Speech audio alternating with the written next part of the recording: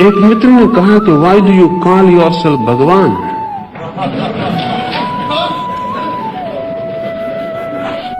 और बड़े हिम्मतवर आदमी हैं, क्योंकि उन्होंने ये भी लिखा कि if you are really bold you must reply my question.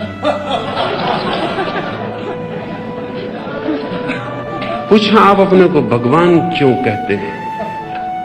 मैंने तो कभी कहा नहीं, लेकिन अब आप कहते हैं तो मैं कहता हूं कि मैं भगवान हूं।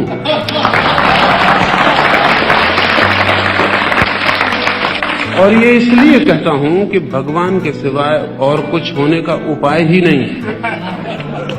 आप भी भगवान हैं। भगवान के सिवाय इस जगत में और कुछ भी नहीं है।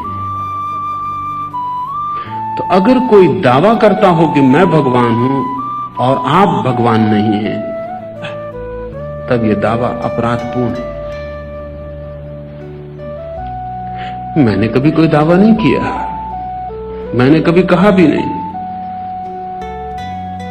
पर इससे उल्टी बात भी मैं नहीं कह सकता हूं कि मैं भगवान नहीं हूं, क्योंकि वो तो सरासर असत्य होगा। इतना ही कह सकता हूं कि भगवान के सिवाय कुछ भी नहीं है। और अब मैं क्या कर सकता हूं, क्योंकि भगवान के सिवाय कुछ भी नहीं है। आप भी भगवान हैं।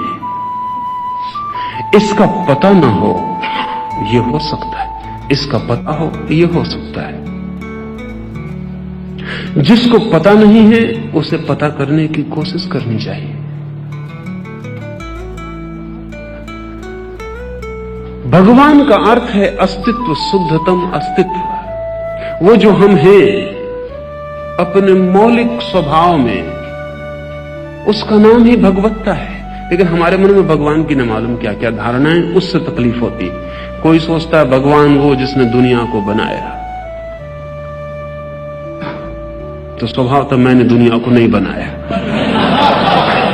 इसलिए ये झंझट तो मुझ पर नहीं है।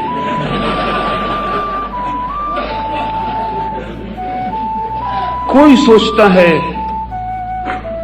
कि अगर भगवान है, मेरे पास पत्र आते, वो कहते अगर आप भगवान हैं तो मैं गरीब हूं, मेरी गरीबी मिटा कर दिखाइए। अगर आप भगवान हैं तो मेरी आंखें खराब हैं, आंखें ठीक करके बताइए।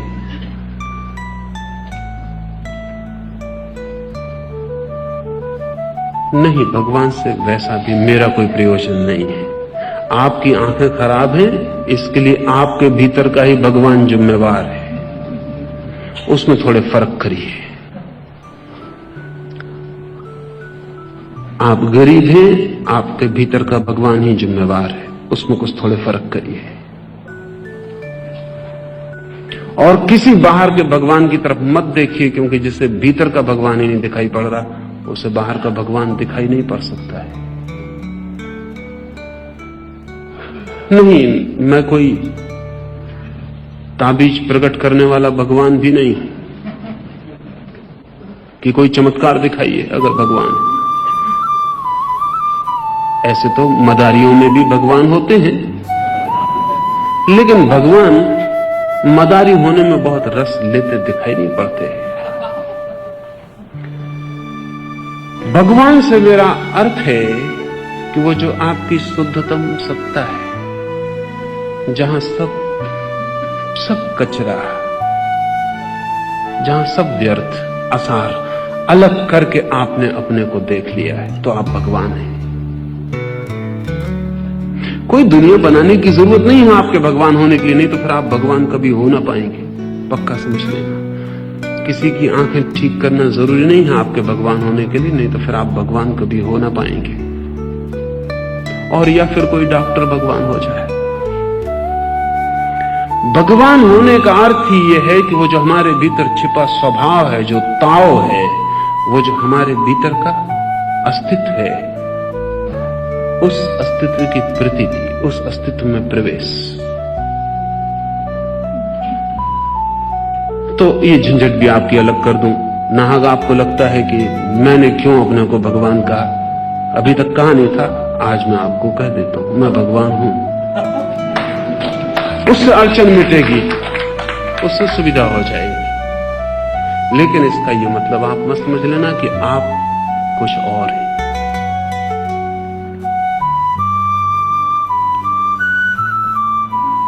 आप भी वही हैं।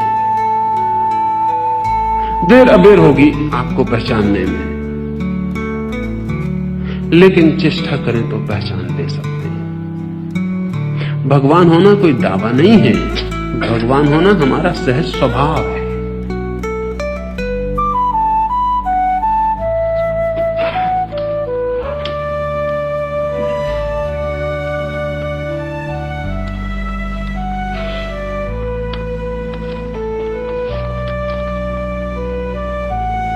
शेष प्रश्न तो पुनरुक्तियां हैं।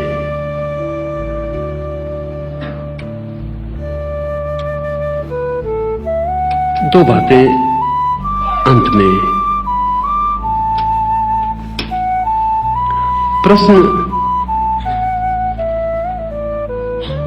पूछ लेना कठिन नहीं है, जवाब देना भी कठिन नहीं है। जो प्रश्न भी पूछा जा सकता है उसका जवाब भी दिया जा सकता है। लेकिन सच में ऐसे प्रश्न पूछना जो आपके काम पड़े बहुत कठिन है, और वैसे प्रश्नों का जवाब देना भी आसान नहीं है। लेकिन आप वैसे प्रश्न पूछते ही नहीं। ऐसा लगता है कि ऐसा कोई प्रश्न ही नहीं है आपके पास जो आपकी जिंदगी में काम आने वाला हो। आपके प्रश्न व्यर्थ के प्रश्न मालूम पड़ते हैं। ऐसा लगता है कि बुद्धि में थोड़ी खुजली होती है, उससे आपके प्रश्न कोई आत्मा में कोई प्यास की, कोई पुकार की, कोई खोज, ऐसा नहीं। खुजली, थोड़ा खुजा लिया, फिर खुजाने से खून निकल आया तो जुम्मा मेरा नहीं है।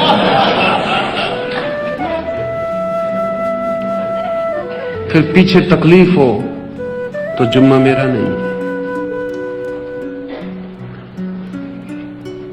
अपनी तरफ हमारा शायद ध्यान नहीं है, शायद हमें ख्याल ही नहीं है कि हम कुछ और भी हो सकते हैं जो हम हैं। जहां हम खड़े हैं वहां से कहीं और पहुंचना भी हो सकता है। हमारा जीवन भी यात्रा बन सकता है।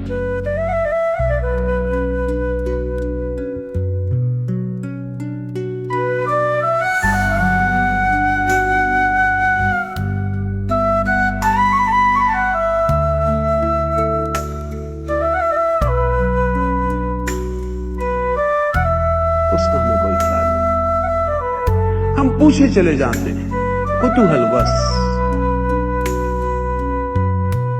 बिना इसकी फिक्र किए कि अगर इसका उत्तर मिल जाएगा तो फिर क्या करना है।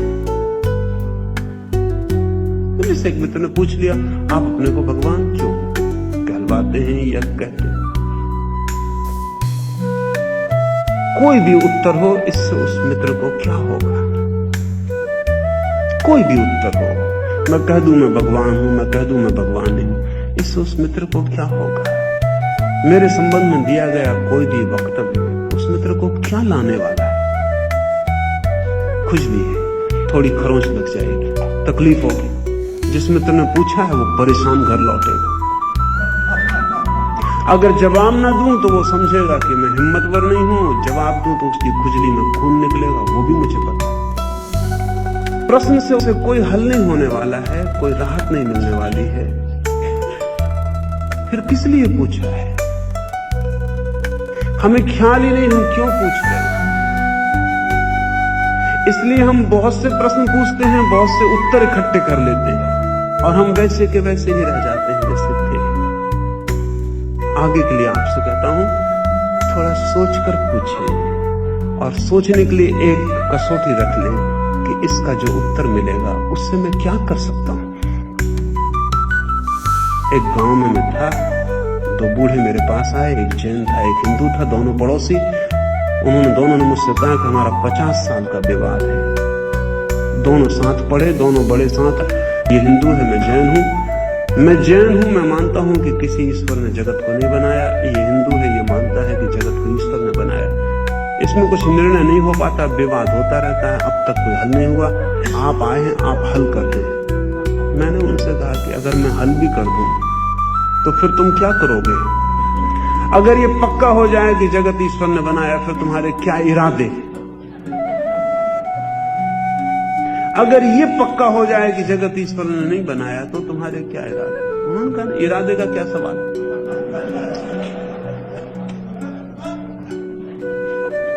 नहीं कुछ करना नहीं है उन्होंने कहा, मगर तय तो हो जाए। जिससे कुछ करना नहीं है उसको तय किस लिए करना है? ध्यान रहे, और जिस चीज से हमें कुछ करना नहीं है हम उसे कभी तय ना कर पाएंगे, क्योंकि तय ही हम तब करते हैं जब हमें कुछ करना होता है। तय करने का मतलब यह होता है कि जिंदगी दांव पर है, इसलिए तय करके कुछ करना है। जिस चीज के तय होने से कुछ करना ही नहीं, वो कभी तय नहीं हो पाती। इसलिए लोग जिंदगी भर विवाद करते रहते, और जहां झूले ने उन्हें पाया था, कब्र इंच भर दूर नहीं पाती, वहीं पाती है। मत पूछें, ऐसे सवालों का कोई प्रयोजन नहीं। ऐसा सवाल पूछें जो आपकी जिंदगी को बदलता हो, जिसका उत्तर आपको कुछ करने में ले जाए, जो सवाल आपके लिए क्रांति बने, जो सवाल पर रूपांतरण का इशारा बने। आज इतना ही, रुकें, 5 मिनट कीर्तन करें और फिर जाएं।